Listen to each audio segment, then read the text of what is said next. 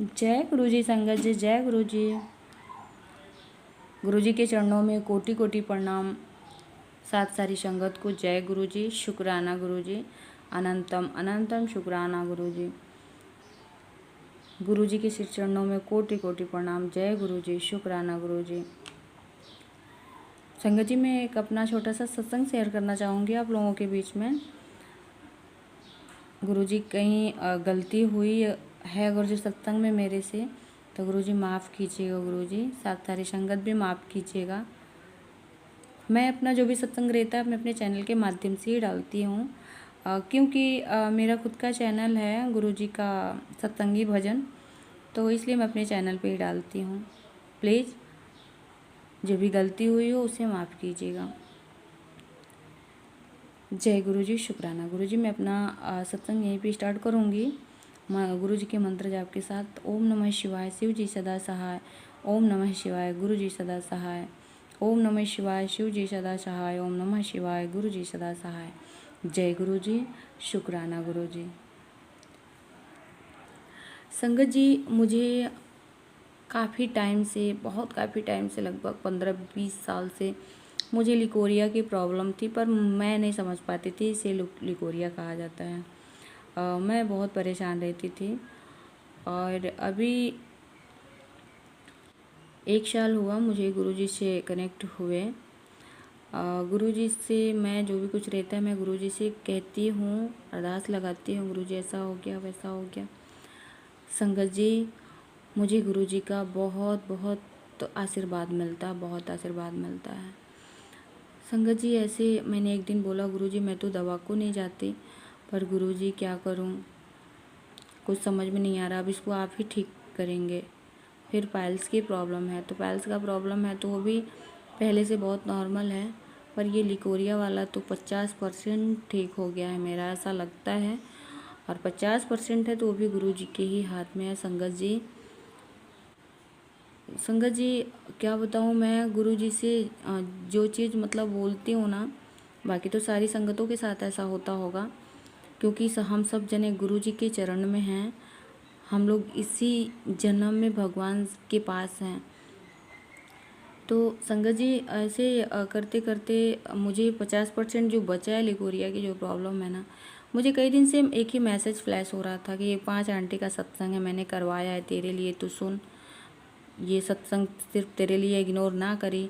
मैं सुन नहीं पाती थी क्योंकि मेरे पास थोड़ा सा, मेरी छोटा सा एक बेबी है तो टाइम नहीं मिलता, कभी नहीं तो कभी मेरी बड़ी बेटी है वो मोबाइल लेके फिर अपना वो कार्टून वगैरह देखने लगती है, इसके चक्कर में मैं नहीं देख पाती थी। फिर कल मेरे पास टाइम था, मैंने ठान लिया कि रुको आज सुनती हूँ। मैंने उसे सुना और वही सेम प्रॉब्लम जो है वही एक जने आंटी को था। आंटी जी ने बोला कि मुझे ऐसी ऐसी प्रॉब्लम थी, मैंने डॉक्टर को नहीं दिखाया, लास्ट में इतना क्रिटिकल हो गया कि मुझे डॉक्टर से दिखाना पड़ा। लेकिन वो डॉक्टर से नहीं, वो हमारे गुरु जी की कृपा से ठीक हुआ, गुरु जी के जल प्रसाद से ठीक हुआ। संगत जी, संगत जी, वो मैसेज मेरे लिए ही आ रहे थे और मैं ही भूल गई थी कि मुझे 50% सही हो गया है। तो मैं सोच रही थी चलो किसी दिन शेयर कर देंगे, लेकिन बीच में मैं भूल भी जाती हूँ। तो याद आया कि हो, ये तो मैसेज मेरे लिए है और मैं इसे सुन नहीं रही थी कि मैं 5 आंटियों का कर बार बार मैसेज आता था। फिर उसके बाद से सुनने के बाद तुरंत मुझे याद आया, हो ये बात है।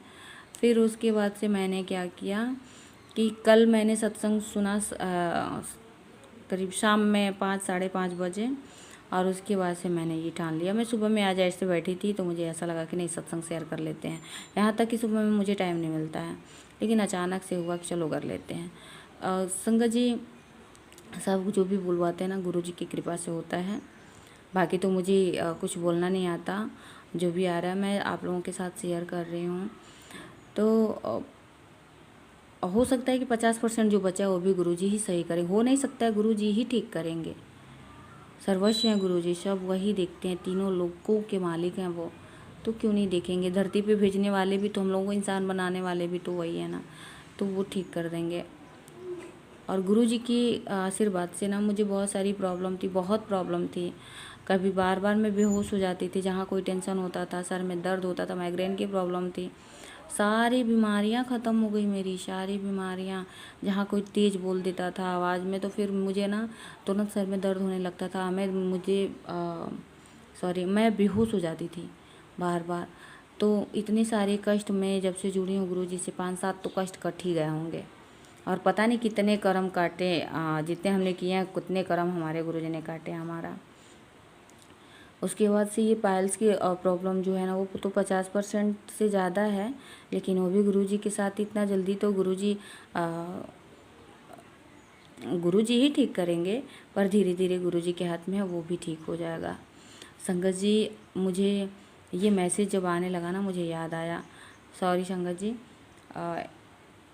मैं एक और सत्संग सुनाना चाहूँगी आप लोगों को।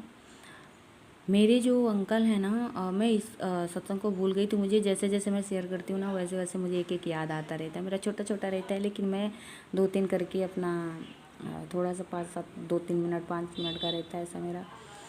मेरे अंकल जी आ रहे थे ऑफिस से आ रहे थे, रास्ते में करीब 9 बजे रात को, तो बहुत ज़्यादा ट्रैफिक था।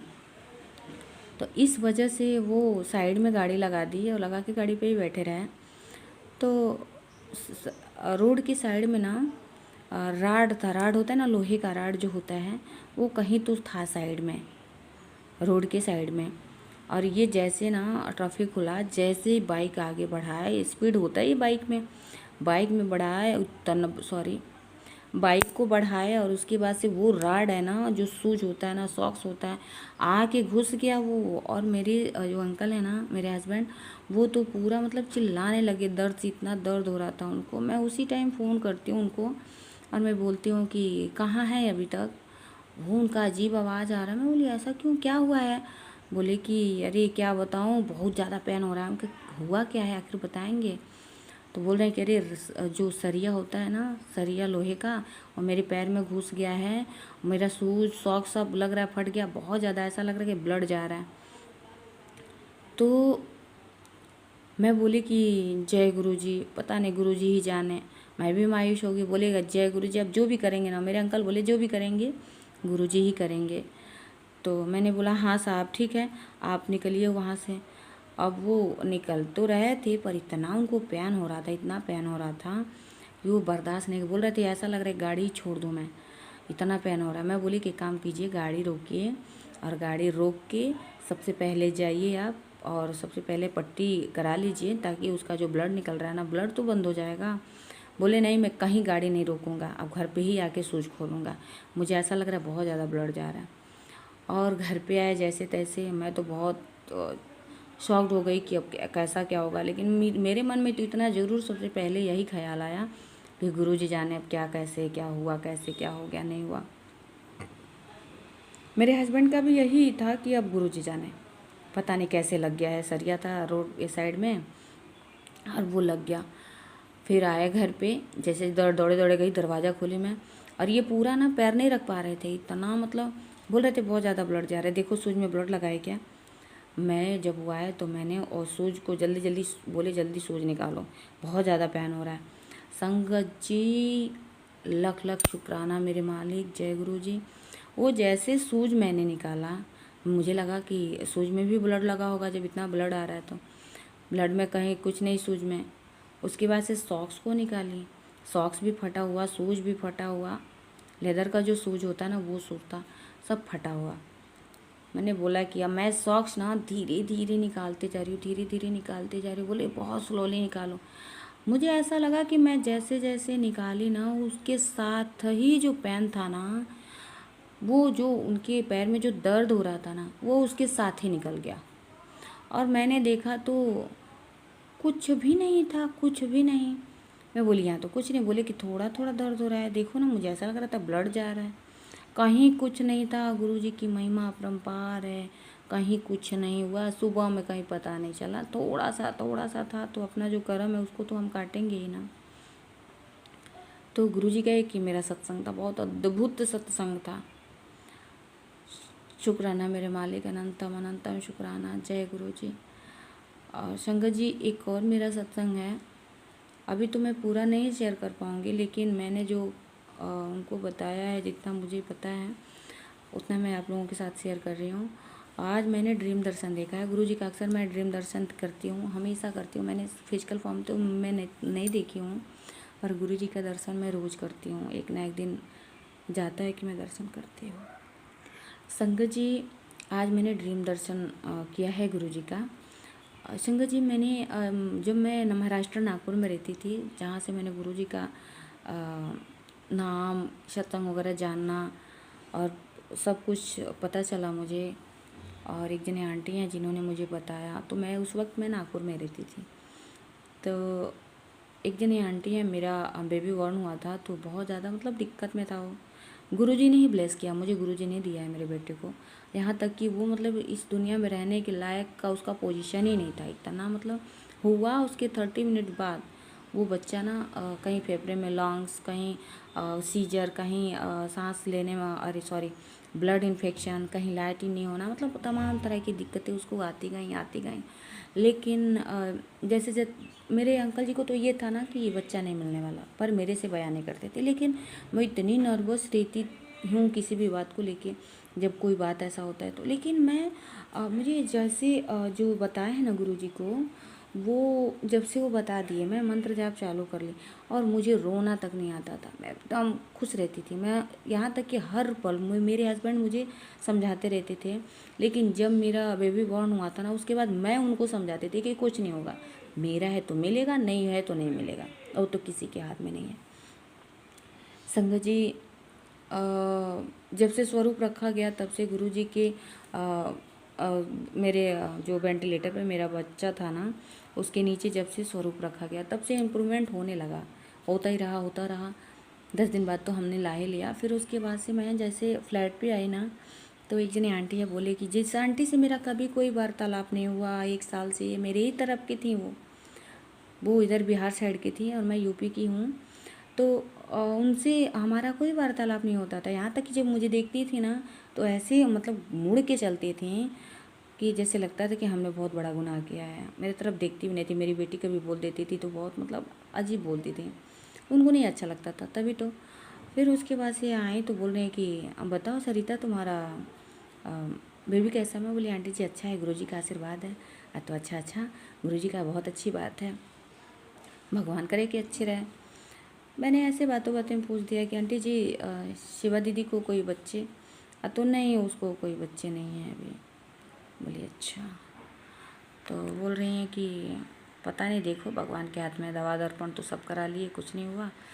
मैंने ऐसे बोला कि आंटी जी आप गुरुजी पे विश्वास रखिए, ज़रूर होगा, नसीब में होगा तो मिलना ही मिलना है। बोले कि हाँ ठीक है। कैसे ठीक हुआ है तुम्हारा बेटा? मैंने सारी बातें बताई, पूरे रोंगटे आ गए। मैंने उनसे कहा कि आंटी जी ऐसी ऐसी बातें हुई हमारे साथ, गुरुजी का मैसेज भी फ्लैश हुआ कि कल तेरा बेटा बहुत जल्दी ठीक होके आ जाएगा, तू टेंशन ना ले। तो बोली कि हाँ क्या? बोले हाँ। मैं बोली आंटी जी एक बात बताऊँ आपको, आप गुरुजी का सत्संग सुनिए, गुरुजी ज़रूर कुछ ना कुछ करेंगे। मैंने उनको बोल दिया। फिर उसके बाद वो बोली हाँ ज़रूर सुनूंगी।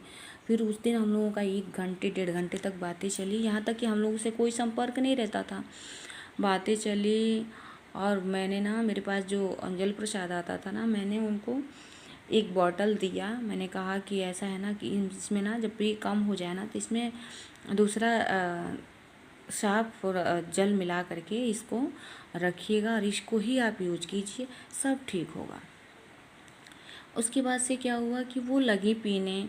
फिर मुझे अपने अंदर से विश्वास नहीं होता था कि पता नहीं, मैं जब भी वो मिलती थी, मैं बार बार, एक ही फ्लैट में रहते थे हम लोग, मैं उनको पूछती रहती थी जब भी नीचे टहलने जाते थे तो, कि आंटी जी सत्संग सुनती है कि नहीं? सब ठीक हो जाएगा, गुरुजी का ये गाना बहुत अच्छा लगता है, ये भजन बहुत अच्छा लगता है। तो बोले कि हाँ मुझे तो बिना सत्संग सुने नींद ही नहीं आती। फिर शिवा दीदी को मैंने बोला कि दीदी सत्संग सुनती है ना? तो हाँ सुनती हूँ, बहुत अच्छा लगता है, तो चमत्कारी बातें होती हैं ना। अब देखते हैं गुरुजी क्या करते हैं। और वो जल पीते पीते वो उनको 1 साल हो गए, और 1 साल तक मेरी कोई बात नहीं हुई थी। 1 साल मतलब कि 8-9 महीने मेरी कोई बात नहीं हुई थी। और मैंने ऐसा, मैं भूल भी गई थी। मैं जो आंटी लोगों का फ़ोन आता है, मैं उनसे पूछती थी शिवा दीदी ठीक है? तो हाँ ठीक है। तो मैं कभी ये जिक्र नहीं की कि उनको कुछ है या नहीं है, प्रेगनेंसी वगैरह। तो मुझे ना अचानक शाम को फ़ोन आता है 4 साढ़े 4 बजे कि दीदी मुझे ना बेबी बॉर्न हुआ है, बॉय है। दीदी गुरुजी का आशीर्वाद है। मेरे तो पूरे रोंगटे आ गए और मैं रोने लगी खुशी से। और मैं कूदती दौड़ती भागते मैं गई गुरुजी के पास। मैंने गुरुजी से बोला, गुरुजी आपका महिमा अपरंपार है, गुरुजी धन्य हैं आप। और गुरुजी जो चीज़ नहीं होना था ना वो चीज़ कर दिखाया गुरुजी। फिर उसके बाद से मैंने गुरुजी का बहुत शुक्राना किया। अभी फ़िलहाल में मेरे सारे रोंगटे आ रहे हैं और अजीब सा हो रहा है मेरे शरीर में। उसके बाद से मैं आई, मैं अपनी दीदी को बताई। एक जने मेरी एक और दीदी हैं, मेरी जो सिस्टर इन लॉ है ना, उनकी मतलब जेठनी को, पता नहीं, हाँ वो है, उनको मैंने बताया फ़ोन करके। मतलब जहाँ जहाँ बात हुई मैं सबको बता दी। मैं अपनी सासू माँ को बताई, बोली हाँ क्या, तो बहुत बड़ी बात है, बहुत अच्छी बात है। उसके बाद से फिर मैंने सीमा दीदी को फ़ोन लगाया। उनकी मम्मी बोल रहे कि आप तो, बोले कि आप तो मेरे लिए भगवान हो, आपके रूप में ही मुझे भगवान मिले। मैं बोली ऐसी कोई बात नहीं है, हमने कुछ नहीं किया, सब गुरुजी ने ही करवाया, सब गुरुजी की कृपा से हुआ है। इतना ही हुआ। उसके बाद उनका फ़ोन कट गया। फिर उसके बाद से मैंने एक दिन फ़ोन करके पूछा, दीदी कैसा है बेबी? बोले बहुत अच्छा है, गुरुजी का आशीर्वाद है, आप सबों का आशीर्वाद है, सब गुरुजी के आशीर्वाद पे छोड़ दीजिए, कुछ नहीं होगा उस बेबी को। और मैंने रात में उनका स्टेटस देखा, बेबी बहुत क्यूट है, बहुत स्वस्थ है, अच्छे से है, मज़े से है। मैंने ड्रीम दर्शन में आज मुझे ये मिला है कि उसके बेटे को तुम ये स्वरूप दे दो और वो ना किसी लोटे या गिलास में पानी में डाल के फिर उसको निकाल के अपने बेटे को पहना देगी। तो मैंने बोला हाँ ठीक है गुरुजी। गुरुजी वाइट चोले में, जो वाइट चोला पहन के बैठे हैं ना, जो स्वरूप है ना, वही स्वरूप सेम उसी चोले में थे। और गुरुजी ने ऐसा ऐसा बोला है। तो गुरुजी का अपरंपार महिमा है, इसमें कोई शक नहीं है, कोई इसमें शक जाहिर हो ही नहीं सकता। बाकी गुरुजी के सिवा कुछ नहीं, जो हैं सो तीनों त्रिलोक के मालिक हैं, जो करते हैं वही करते हैं। ऐसे हैं हमारे गुरुजी। मैं अपने वाणी को यहीं विराम देना चाहूँगी। ओम नमः शिवाय, शिव जी सदा सहाय। ओम नमः शिवाय, गुरु जी सदा सहाय।